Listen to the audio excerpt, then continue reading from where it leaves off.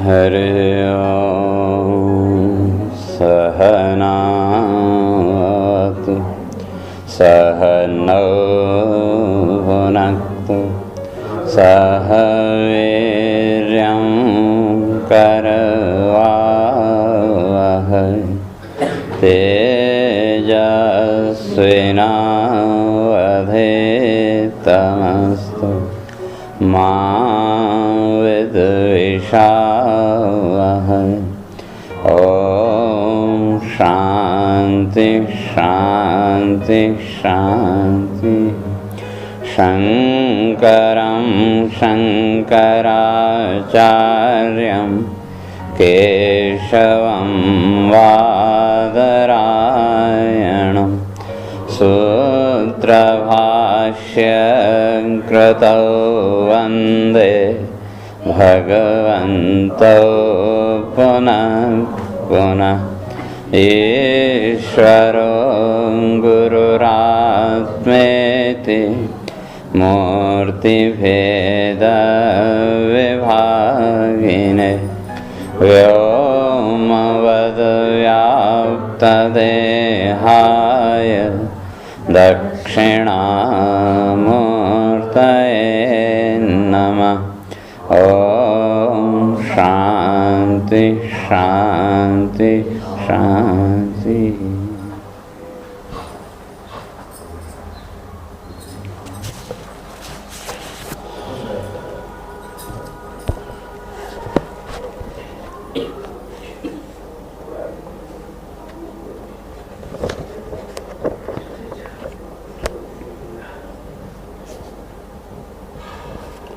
ओम त्वय्यम्बुजाक्षाखिलसत्त्वधाम्नि समाधिना वेशितचेतसैके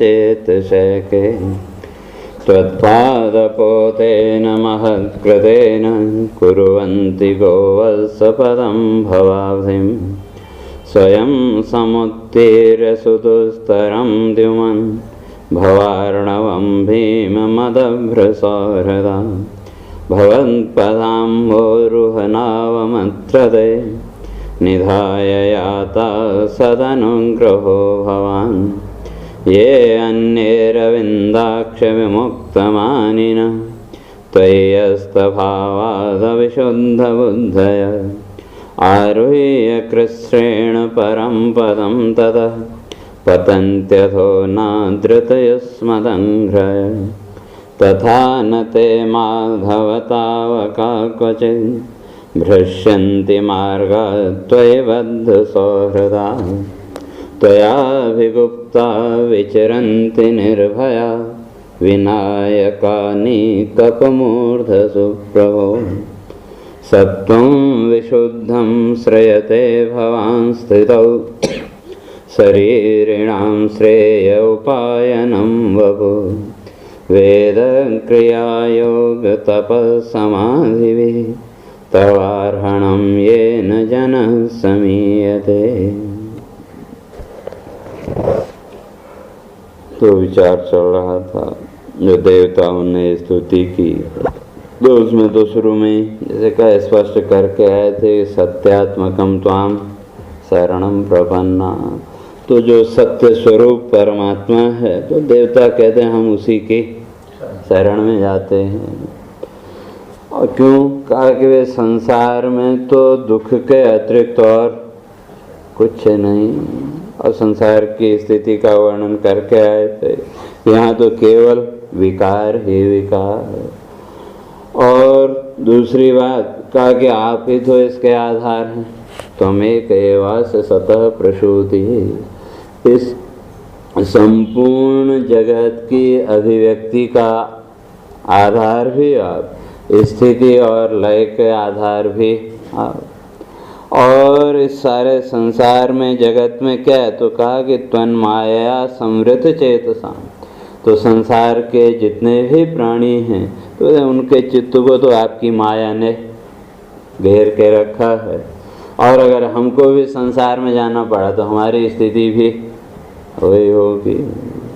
और उस माया के आवरण के कारण का पश्यन्ति नाना, तो वो जो उस एक तत्व को नाना रूपों में देखते हैं।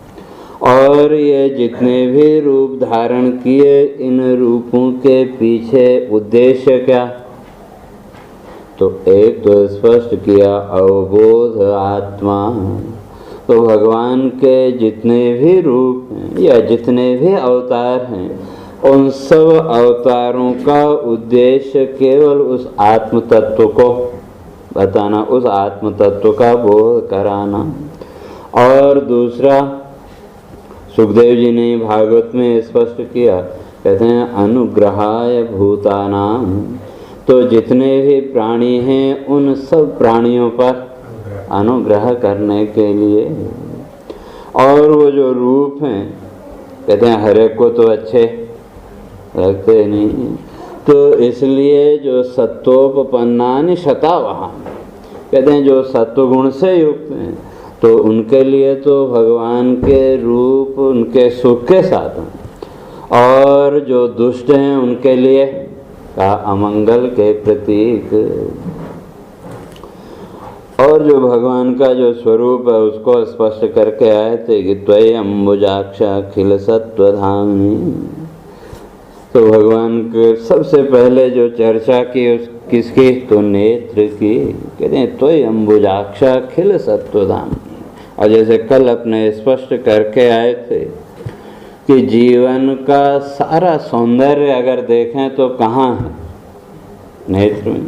तो अगर नेत्र न हो, आँख न हो, तो बाह्य जगत का जो सौंदर्य है उसका भी कोई अर्थ नहीं। और व्यक्ति भले ही कितना सुंदर हो, अगर आँखें कुरूप हों, कई बार होता है आँख इधर थोड़ी तिरछी हो, तो उस व्यक्ति के सौंदर्य का कोई महत्व है क्या? अगर आँख व्यवस्थित है, सही सलामत है, तो सौंदर्य। और वो जो दृष्टि है भगवान की तो कैसी है? तो कल स्पष्ट किया था करुणामयी।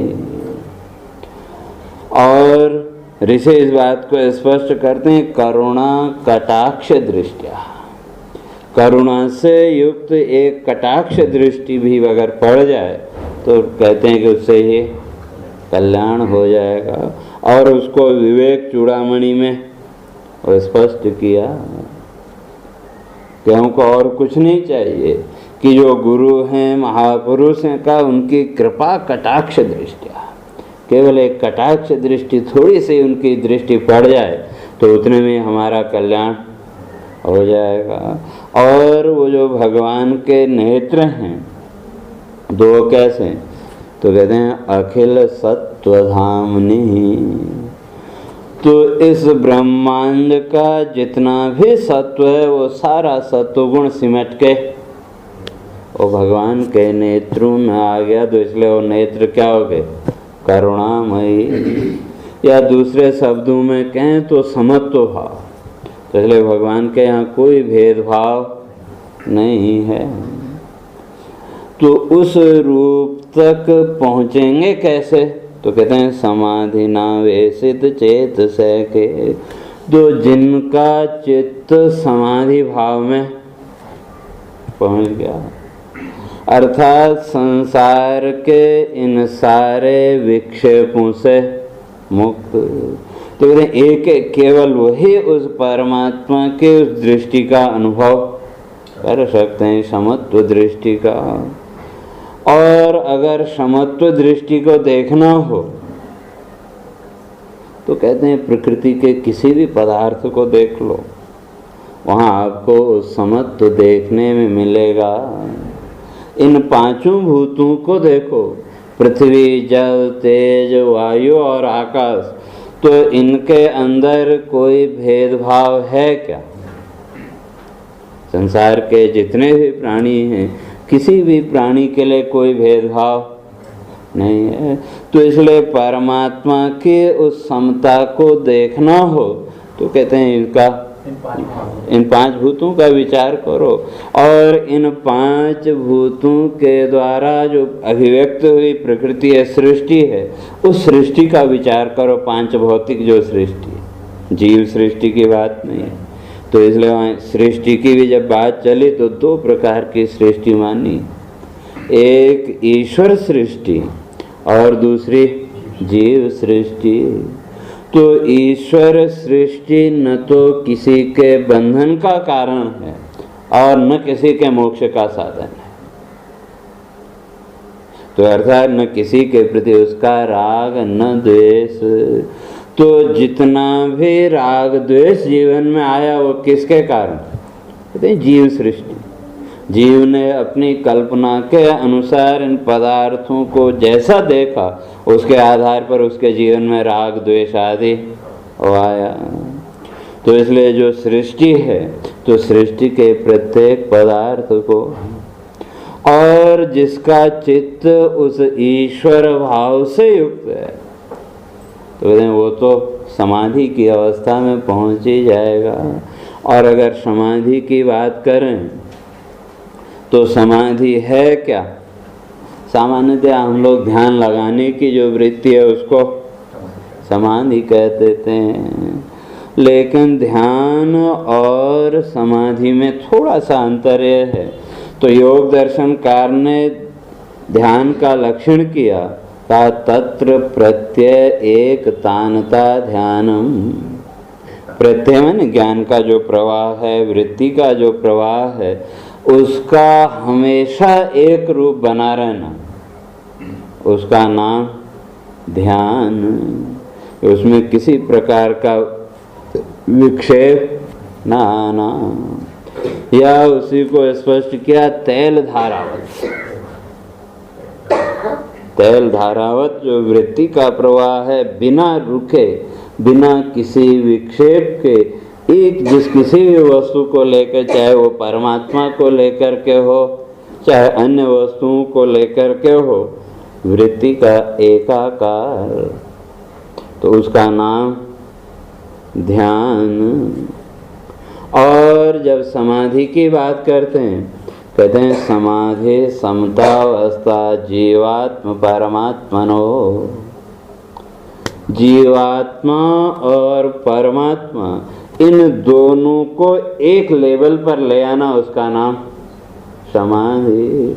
अर्थात जहाँ आपका ये त्रिपुटी समाप्त हो जाए, सविकल्प और निर्विकल्प की जो बात है कि उस प्रक्रिया के द्वारा अभी तक तो क्या है, हम अपने को भिन्न मानते हैं और जिसे हम परमात्मा कहते हैं उसको भिन्न मानते हैं।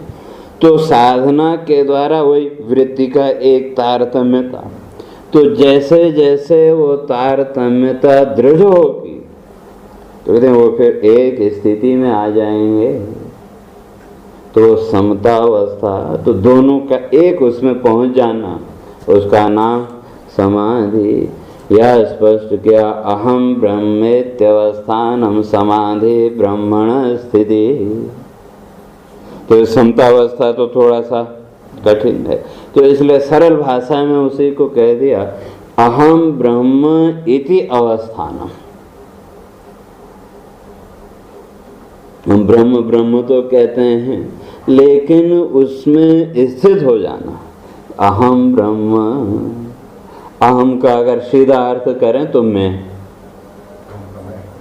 सीधा अर्थ है मैं लोक व्यवहार में।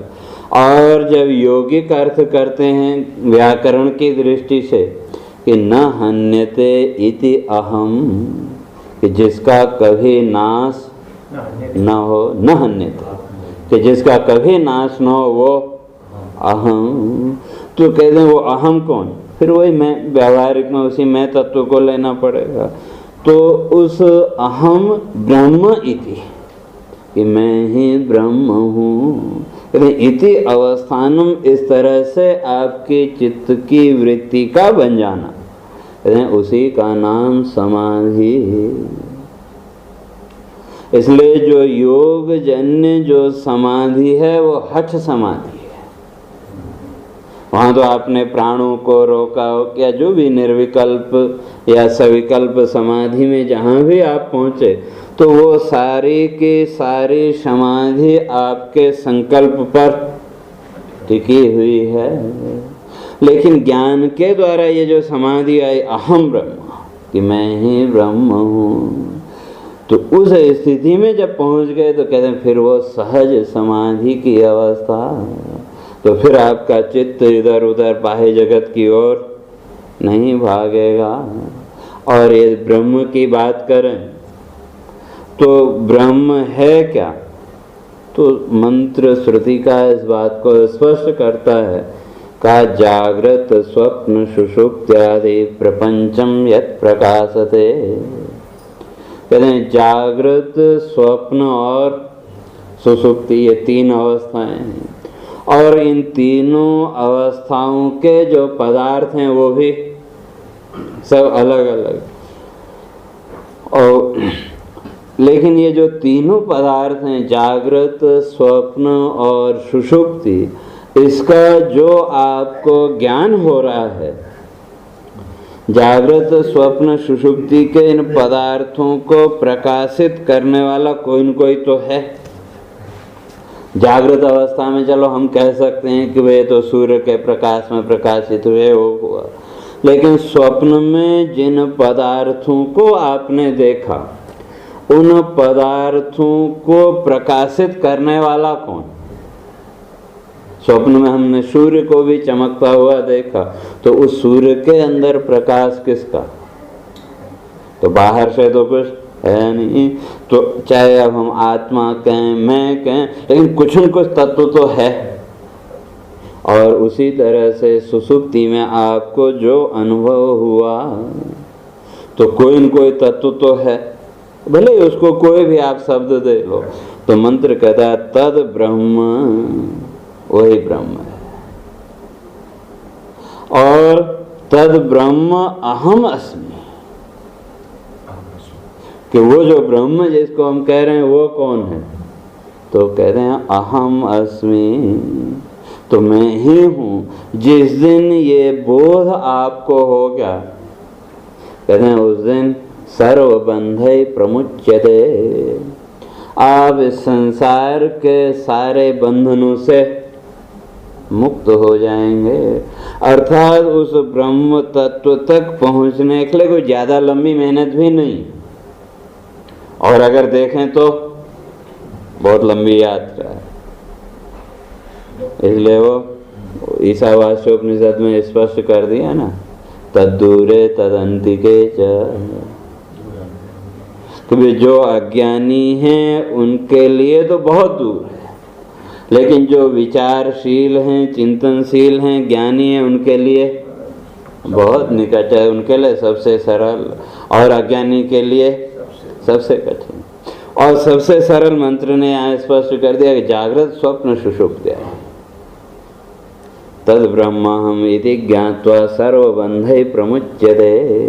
कहते हैं तद ब्रह्म अहम अस्मि इति ज्ञात्वा, तो जिसको हम ब्रह्म कह रहे हैं वो कौन है? अगर व्यक्तिगत जीवन का हम विचार करें तो हमारे जीवन में जागृत स्वप्न और सुषुप्ति, इन तीनों को प्रकाशित करने वाला कौन? मुझसे अतिरिक्त तो कोई दूसरा है नहीं, क्योंकि किसी भी संसार की वस्तु का ज्ञान प्राप्त करने से पहले आपको स्वयं का ज्ञान होना चाहिए। अगर स्व का ही ज्ञान न हो तो संसार की किसी भी वस्तु का ज्ञान नहीं हो सकता। तो ये संसार की जितनी भी वस्तुएं, जितने भी पदार्थ हैं, तो इनके ज्ञान के मूल में किसका ज्ञान? वही स्व का। तो उस स्व के ज्ञान से ये सारे पदार्थ प्रकाशित हुए। तो वही क्या है? कहते हैं तद ब्रह्म, और तद ब्रह्म इति अहम अस्मि इति ज्ञात्वा, कि वो ब्रह्म में ही हूँ इति ज्ञात्वा, ये अगर आपने जान लिया तो कहते हैं सर्व बंधै प्रमुच्यते, जीवन के सारे बंधन एक क्षण में ही टूट जाएंगे। और ये ज्ञान नहीं हुआ तो कहते हैं लाख कोशिश करते रहो, ये बंधन छूटने वाले नहीं है। इसलिए कहते हैं अहम ब्रह्म इति अवस्थान, मैं ही ब्रह्म हूँ। इस तरह की स्थिति आ जाना जीवन में, ये नहीं कि जैसे कई लोग हैं ऊपर से आरोपित कर लेते हैं कि थोड़ा बहुत शास्त्र सुन लिया और सुन लिया कि भाई जो ब्रह्म है, आत्मा है, वो तो निर्विकार है, निर्लेप है, वहाँ कोई पाप पुण्य नहीं, और उसको लेकर के फिर पाप कर्म आदि में प्रवृत्त, तो उस शब्द को वो लोग क्या बना लेते हैं, अपनी ढाल। लेकिन ज्ञान तो हुआ नहीं, इसलिए ज्ञान पूर्वक अहम ब्रह्म इति अवस्थानम, मैं ही ब्रह्म हूँ, ये स्थिति आ जाना, कहते हैं वही समाधि है।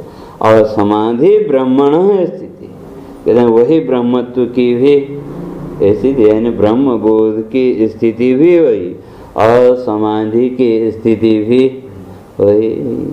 लेकिन उसके लिए चित्त को तो वहाँ तक ले जाना पड़ेगा, और उसके लिए भगवान ने स्पष्ट कर दिया। जब योग की बात करें तो वैसे तो योग का लक्षण भी किया, जीवात्म परमात्मनो संबंध योगा।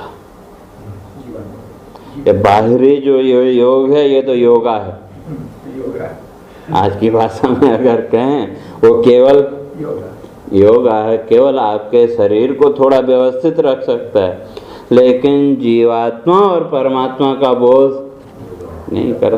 तो सही अर्थों में योग क्या है, कहते हैं चित्त द्वारेण जीवात्म परमात्मनो संबंध।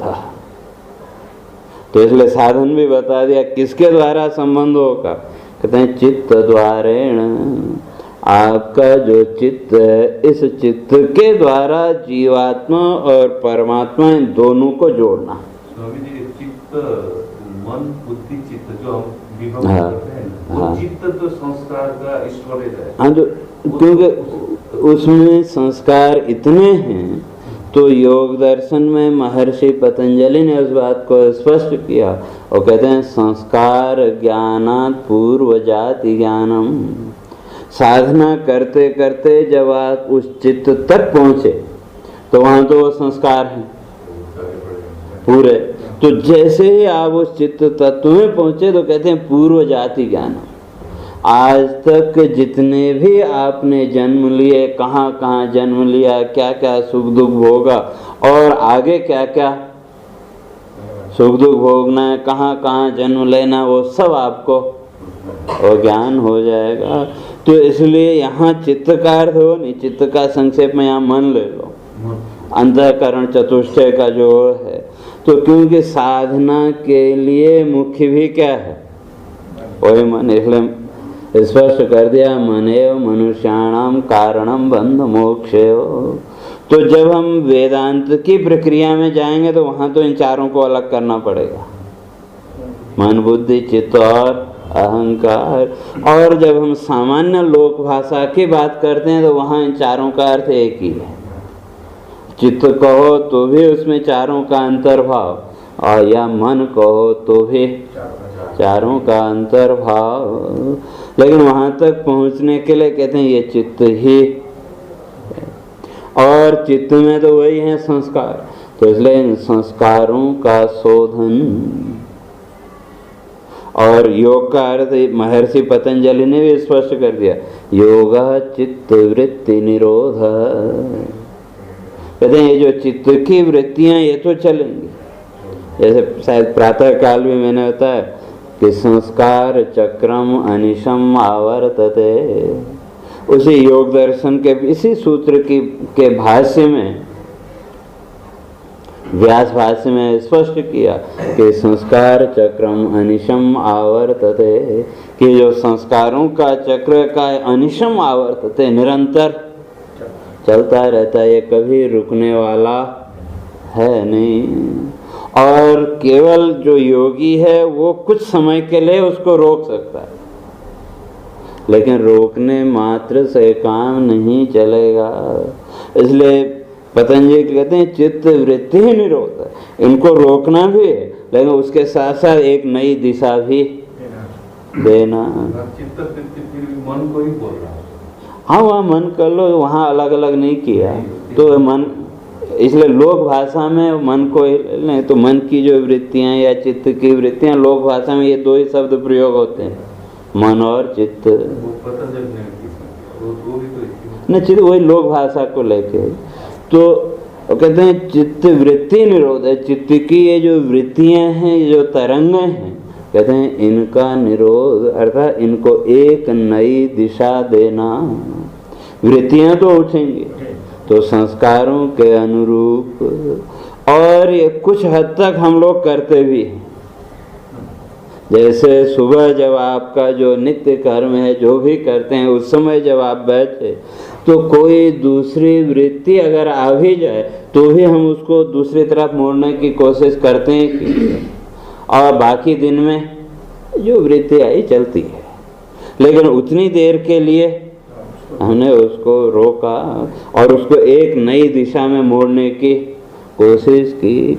या व्रत करते हैं, जब किसी विशेष तिथि पर्व आदि को लेकर के जब हमने व्रत किया, उस दिन अपने मानसिक स्थिति का विश्लेषण करो और बाकी दिनों की स्थिति का विश्लेषण करो। जिस दिन किसी उद्देश्य आदि को लेकर के हमने व्रत रखा, तो उस दिन पूरे दिन हम सावधान हैं कि नहीं, कि कोई दूषित वृत्ति न आए, कोई बुरा विचार न आए, और अगर आ भी गया तो उसको हम एक दिशा देने की कोशिश करते हैं, या दिशा नहीं दे पाए तो उसको हटाने की कोशिश करते हैं। और बाकी दिनों में ठीक है, जो भी वृत्ति आई चलती है, अच्छी आए बुरी आए सब चलती है। तो ये कहीं न कहीं हम कोशिश तो करते हैं, लेकिन वो आधी अधूरी, केवल थोड़ी देर के लिए, फिर बाकी तो वही चलता रहा। तो इसी तरह से वो कहते हैं सतत निरंतर इन चित्त की वृत्तियों को एक दिशा देना। तो किस ओर का? जीवात्म परमात्मनो संबंध, उस परमात्मा की और उन वृत्तियों को जो मोड़ना है, उसी का नाम योग। और जब वो वृत्तियां मुनि तो कहा आप ध्यान की स्थिति में पहुंचेंगे, और ध्यान वही लगातार फिर वो वृत्ति का एक रूप बना रहना। और ये जो ध्यान है, कहते हैं कि ध्यान का फल क्या है, या किसको हम ध्यान कहेंगे? कहते हैं ध्येय मनो निश्चलताम याति ध्येयम विचिंतयन। कहते हैं जो ध्येय है आपका, या सीधे सीधे कहें तो लक्ष्य, तो लक्ष्य तो एकमात्र उस आत्म तत्व का बोध करना। तो कहते हैं मन को उस ध्येय की ओर क्या करना? निश्चलता, मन की चंचलताओं को रोक करके मन को स्थिर करना। और मन को स्थिर करना तो लोक व्यवहार में कहें तो मेढकों को तोलने जैसा, क्या बोलते हैं, बेगूता। हाँ, तो उनको तोल सकते हो क्या? एक को रखोगे तब तक दूसरा कूद जाएगा।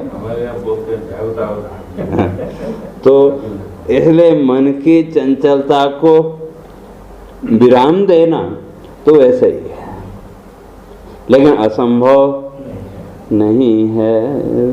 तो उसके लिए वही है कि मन की जब समझ में आ गया तो अपने आप स्थिरता होगी।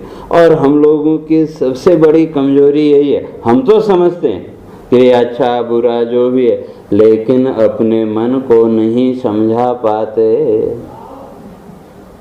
और जिस दिन मन को सारी बातें जो हमारी समझ में आ रही, अगर जिस दिन मन को समझाने में सफल हो गए, उस दिन मन का विक्षेप अपने आप कम हो जाएगा।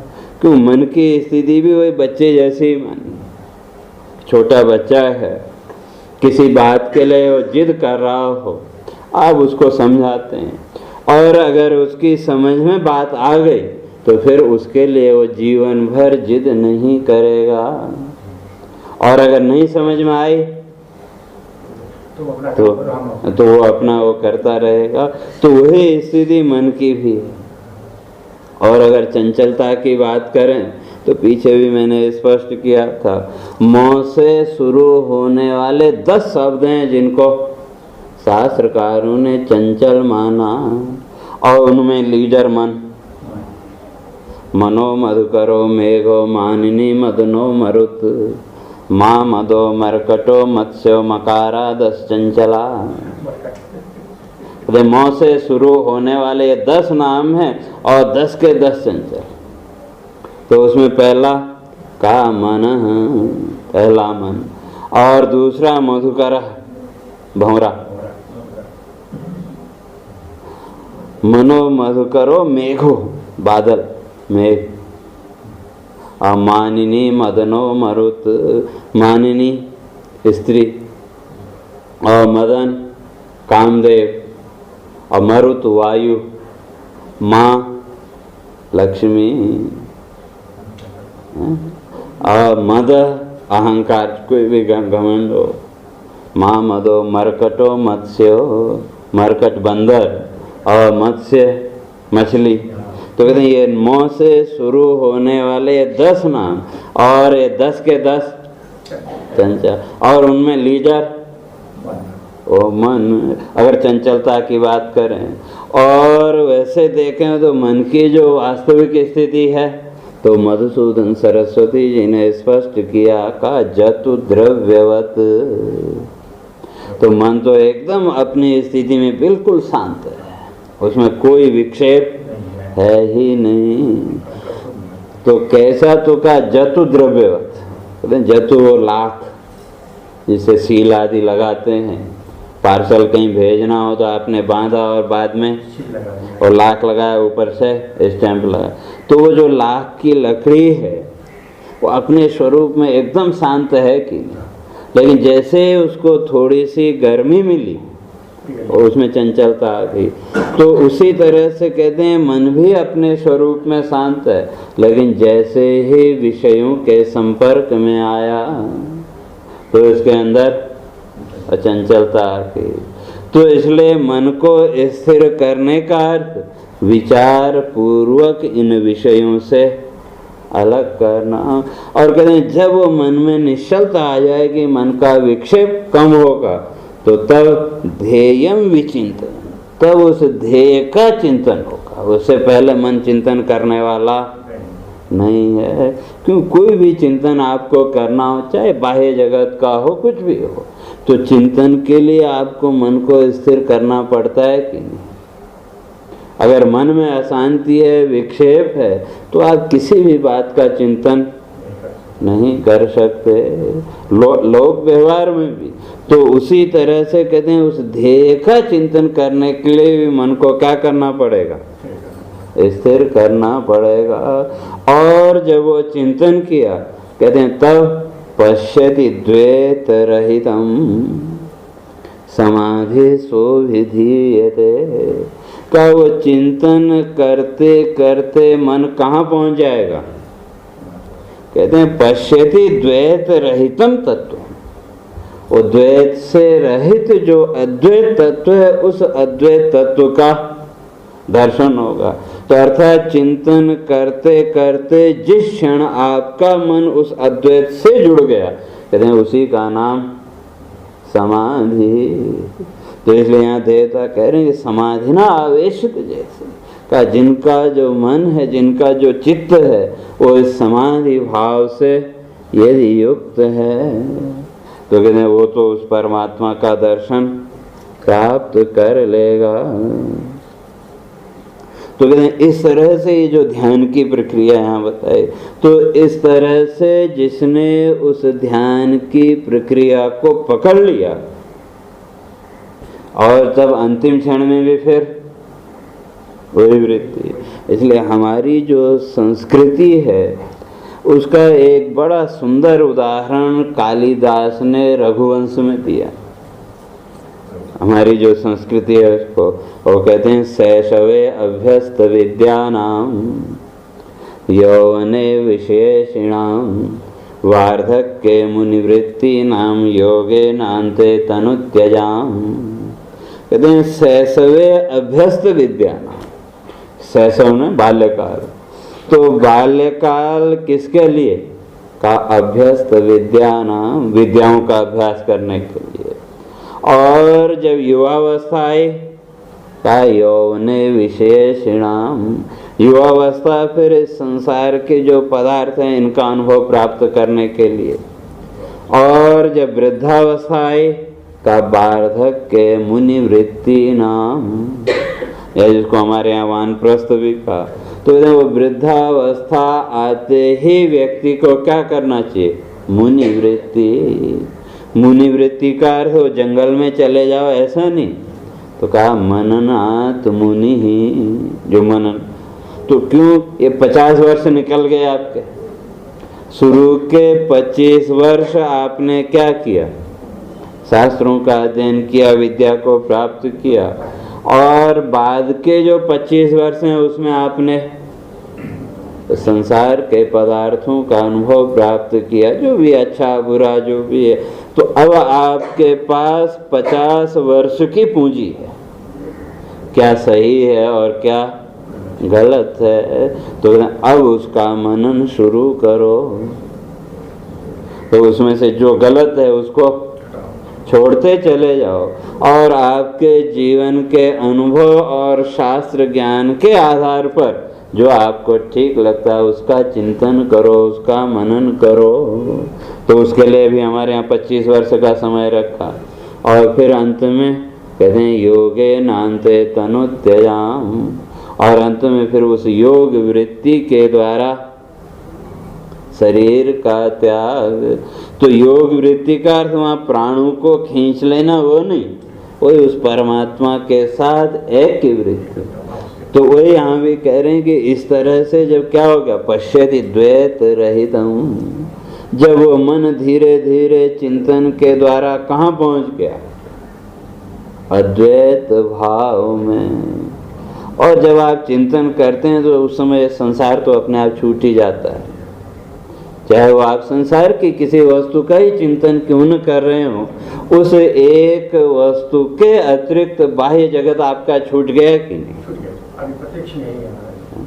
तो उसी तरह से कहते हैं जब मन में वो चिंतन की प्रक्रिया आरंभ होगी, मन में स्थिरता आएगी, और स्थिरता लाने के लिए मन का विक्षेप कम करने के लिए पहली बात है अपनी अपेक्षाओं को कम करना। विक्षेप का मूल कारण वही हमारी अपेक्षाएं,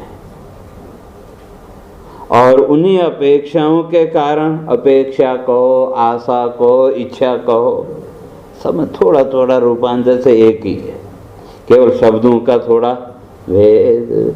तो जितनी ज्यादा आपको अपेक्षा होगी, आपके मन का विक्षेप उतना ही बढ़ेगा, और जैसे जैसे आप इन अपेक्षाओं से मुक्त होते जाएंगे तो वैसे वैसे आपके मन का विक्षेप भी कम होगा।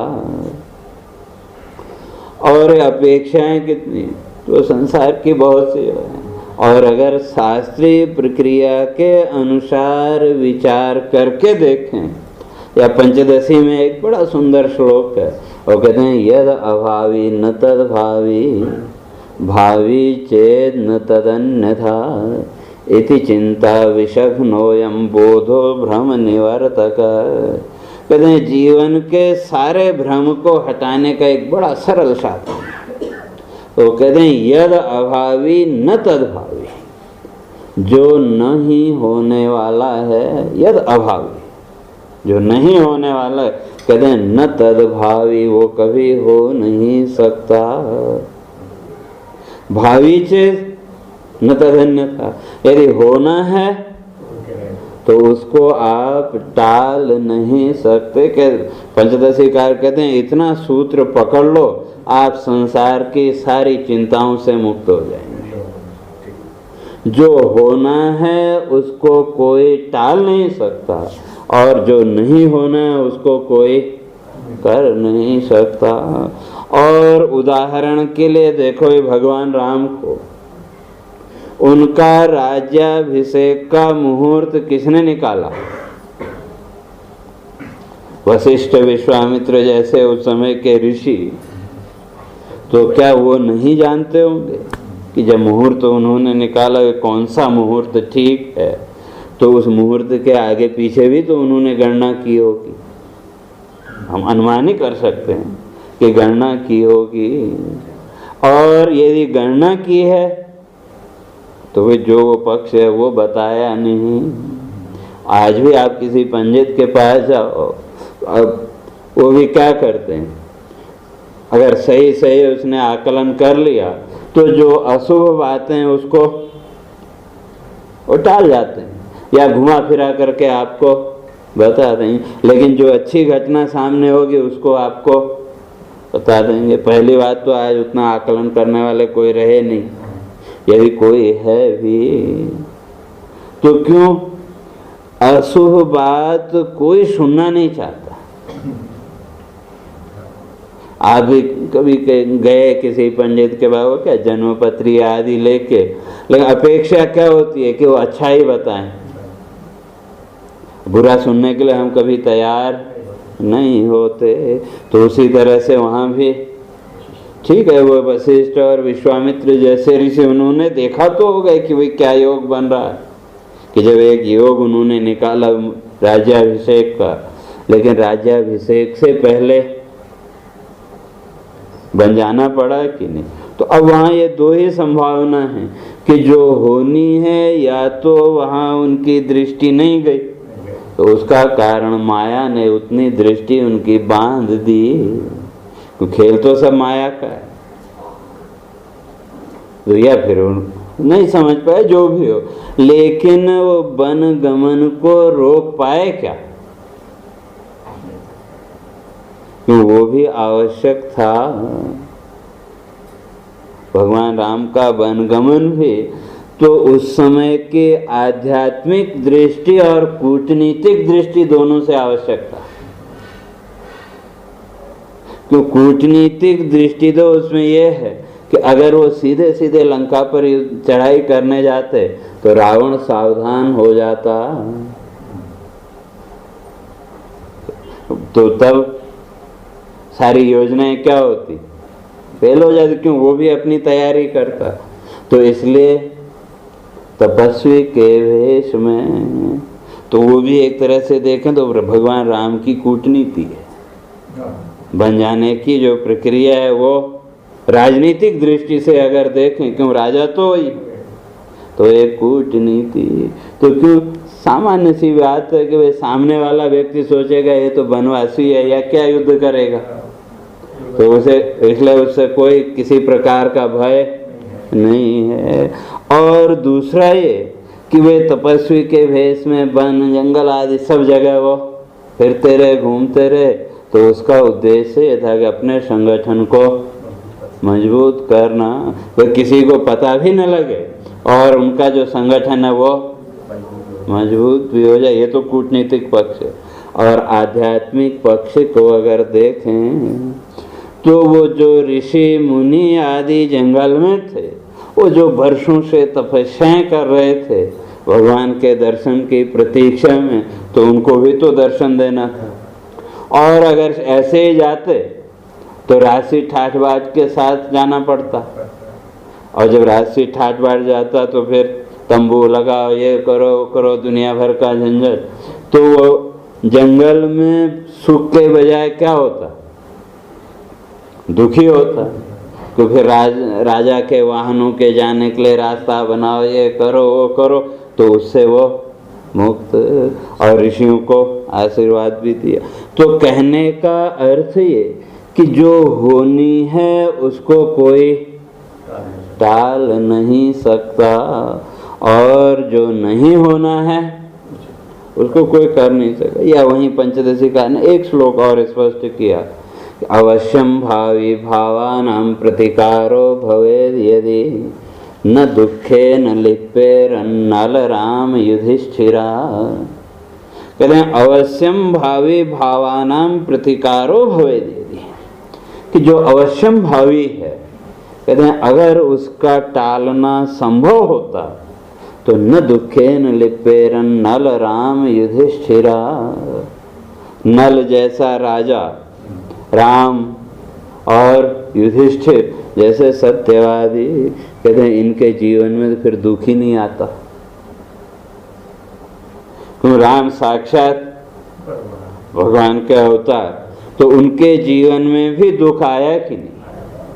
और सामान्य दृष्टि से देखो तो 14 वर्ष तक वन में रहना वो तो सामान्य बात नहीं है। और उसके साथ साथ फिर दूसरे दुख आदि वो सब वो तो जुड़ गए। और युधिष्ठिर को देखो, स्वयं सत्यवादी होते हुए, धर्म का अवतार होते हुए, और साथ में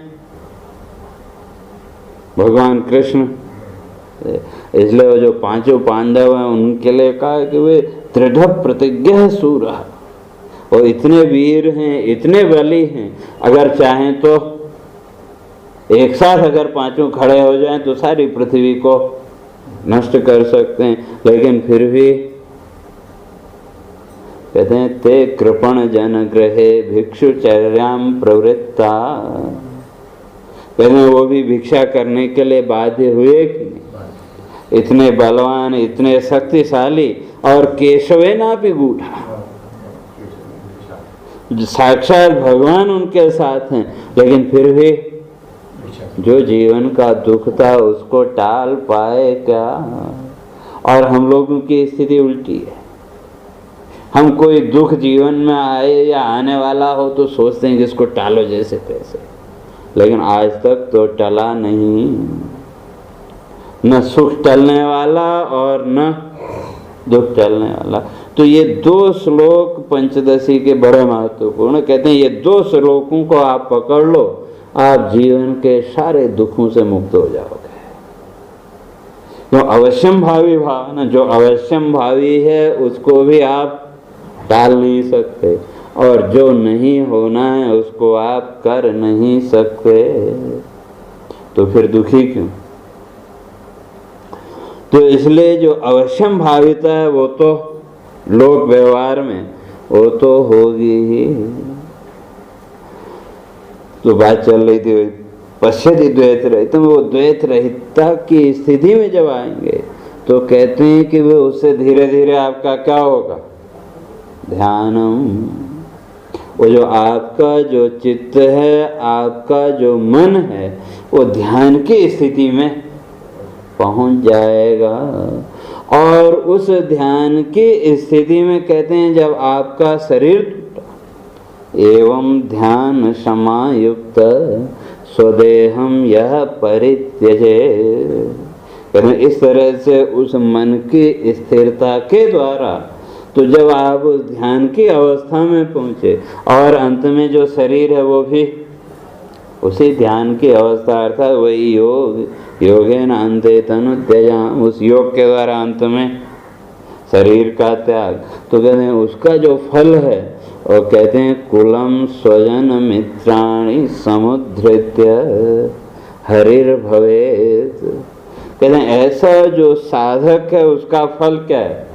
कहा कुलम स्वजन मित्राणि, कहते हैं वो कुल का भी उद्धार करता है, और स्वजन जो उसके स्वजन है, प्रिय हैं, उनका भी, और मित्राणि, इन सब का उद्धार करके स्वयं क्या हुआ? कहते हैं स्वयं हरिर्भवे, वो तो उस ईश्वरत्व की स्थिति में पहुंच जाएगा। लेकिन उसके लिए मन को स्थिर तो करना पड़ेगा। और ये जो चित्त का नियंत्रण है, इसको मानसिक तीर्थ माना, इसलिए पद्म स्कंद पुराण में इसको मानस तीर्थ कहा। इसलिए किसी ने बड़ी अच्छी बात लिखी है, तीरथ तीरथ क्यों फिरे, तीरथ तीरथ क्यों फिरे, तीरथ तो मन माही, जो थिर हुए सो तिर गए, अथिर तीरथ है नाही। लोग कहते हैं तीरथ तो आपके मन में है, लेकिन जो थिर हुए, जो स्थिर हो गए, जिनका चित्त स्थिर हो गया वो तिर गए, वो तो तर गए। और जिनका चित्त स्थिर नहीं है, कहते हैं वो तीर्थ नहीं, वो तैरते नहीं।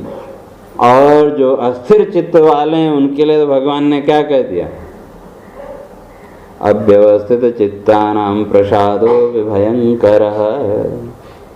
कहते हैं जिनका चित्त ही स्थिर नहीं है उनकी प्रसन्नता भी खतरनाक है। चित्त में जब स्थिरता नहीं है, प्रसन्न हुए और वो प्रसन्नता में आपको कुछ दिया, कहा वो प्रसन्नता है तो उनके क्रोध से भी ज्यादा खतरनाक है।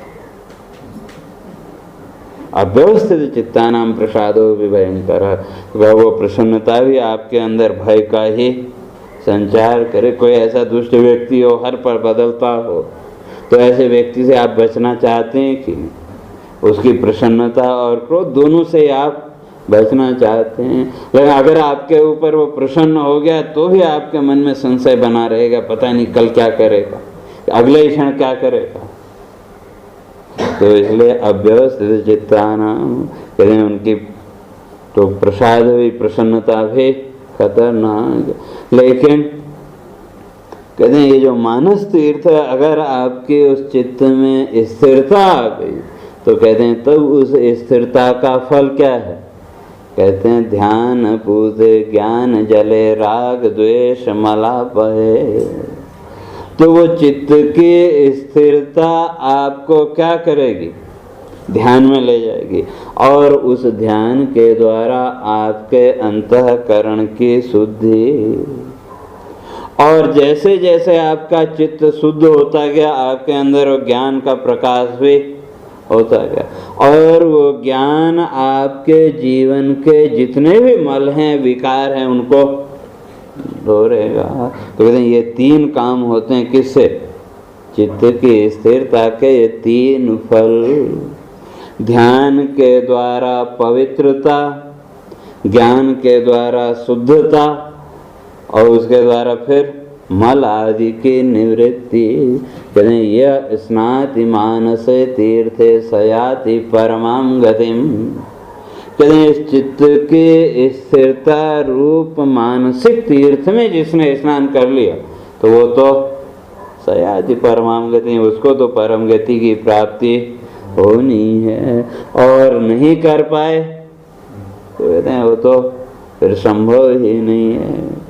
तो इसलिए यहाँ कहते हैं कि भाई ये जो समाधि ना वेशित चित्त, तो उस समाधि भाव से अर्थात चित्त की स्थिरता से जो कहाँ पहुँच गए, उनका जो चित्त है वो समाधि भाव में जब पहुँच गया तो कहते हैं उनको तब उस आत्म तत्व का दर्शन होगा, परमात्मा की वो जो करुणामयी दृष्टि है उसका बोध होगा। और शास्त्रकारों ने तो यहाँ तक कह दिया, कहते हैं क्षणम आत्मानुसंधानात् पापम दहति कोटिशः। कहते ज्यादा नहीं करने की जरूरत है, क्षणम आत्मानुसंधानात्। कहते हैं एक क्षण के लिए भी अगर आपने उस आत्मा का अनुसंधान कर लिया, उस आत्मा की खोज कर ली, अर्थात उस खोज के द्वारा आपका चित्त उस आत्म तत्व के साथ एक क्षण के लिए भी अगर स्थिर हो गया तो उसी एक क्षण में क्या होगा, पापम दहति कोटिशः, आपके करोड़ों जन्मों के पाप नष्ट हो जाएंगे। लेकिन वहाँ तक पहुँचना, और पहुँचने के लिए अब चाहे मन कहो चाहे चित्त कहो उसको स्थिर तो करना पड़ेगा। और किसी कवि ने एक बड़ी अच्छी बात लिखी, मेरे को याद आ गई, तो मन को समझाते हुए लिखा है, रे रे मानस भृंग मा कुरु मुधा झंकार कोलाहलम निःशब्दम हरिपाद फुल्ल कमले माध्वीकमास्वादय तस्मिन् सर्वत्र शापहारिणि चिदानंदे मरंदे सकृत् निष्पीते क्वनुते प्रयास्यति लयं साहंकृति झंकृति।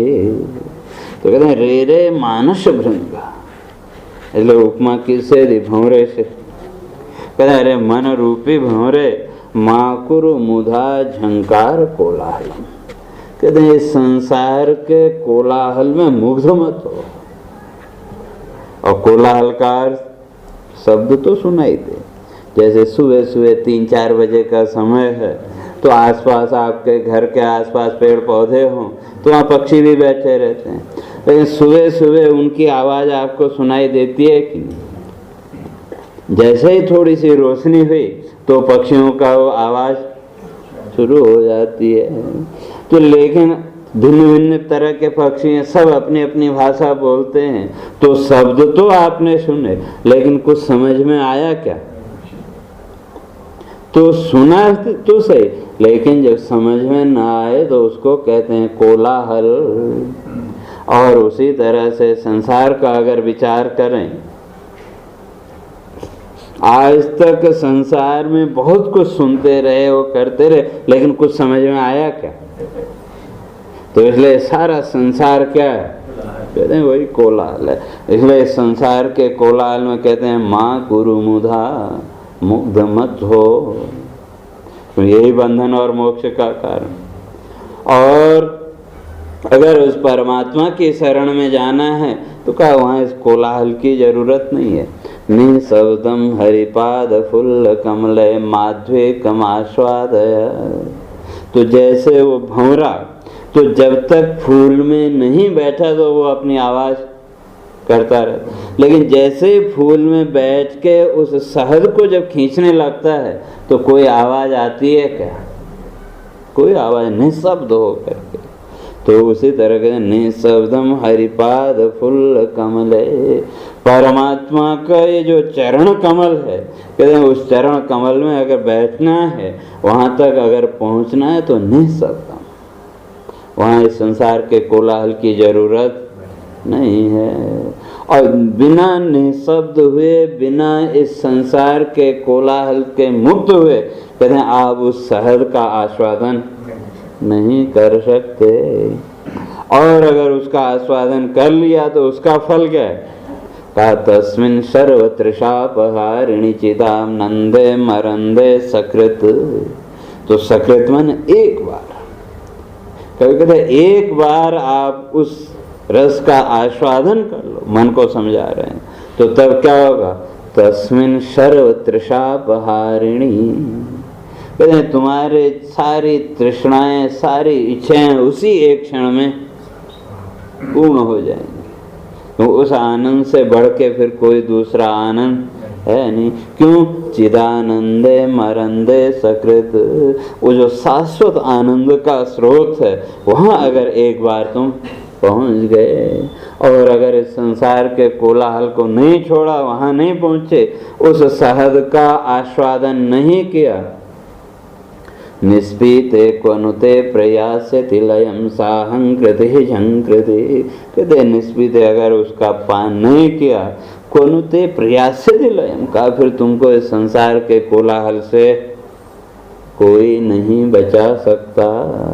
अगर इस संसार के कोलाहल से, संसार के बंधनों से बचना है तो कभी कहते हैं उस परमात्मा का जो चरण कमल है, उस चरण कमल के अंदर जो शहद है, उस शहद का रसपान करो। और उसके लिए तो निःशब्द होना पड़ेगा। निःशब्द का अर्थ एकदम मौन हो जाओ ऐसा नहीं, बल्कि संसार के कोलाहल से, संसार के प्रपंच से अपने को दूर करना पड़ेगा। और जैसे इस संसार के कोलाहल से आप मुक्त हुए तो तब आपको उस परम आनंद की, कहते हैं, अनुभूति होगी। और वो आनंद की स्थिति कैसी है तो उसको विष्णु पुराण में प्रहलाद ने बड़े सुंदर शब्दों में उसका वर्णन किया। कहते हैं हृदय यदि भगवान अनादिरास्ते हरे असि शंख चक्र गदाधरो अव्ययात्मा। कहते हैं अगर हृदय में उस परमात्मा का निवास है तो कौन सा का अनादि, अनादि वो जो तत्व है, अगर वो इसका स्थान हृदय में बन गया और उसका स्वरूप, कहते हैं हरि असि शंख चक्र गदाधरो अव्ययात्मा, तो चारों आयुधों का वर्णन कर दिया। तो उस परमात्मा की जहाँ उपस्थिति है तो क्या वहाँ तो किसी प्रकार का कोई पाप रह ही नहीं सकता। तो उसके आगे सारी संसार की जितनी भी शक्तियाँ वो सब व्यर्थ हैं, तो उसकी चर्चा अपने कल करेंगे। तो इसलिए देवता कहते हैं कि वे हम तो केवल उसी परमात्मा के शरण में जाना चाहते हैं जहाँ पहुँचने के बाद फिर इस संसार के सारे बंधन छूट जाएं। तो इसलिए सत्यात्मकम त्वाम शरणम प्रपन्ना, उस सत्य स्वरूप परमात्मा की हम शरण में जाते हैं। सीधे होके बैठे। हरे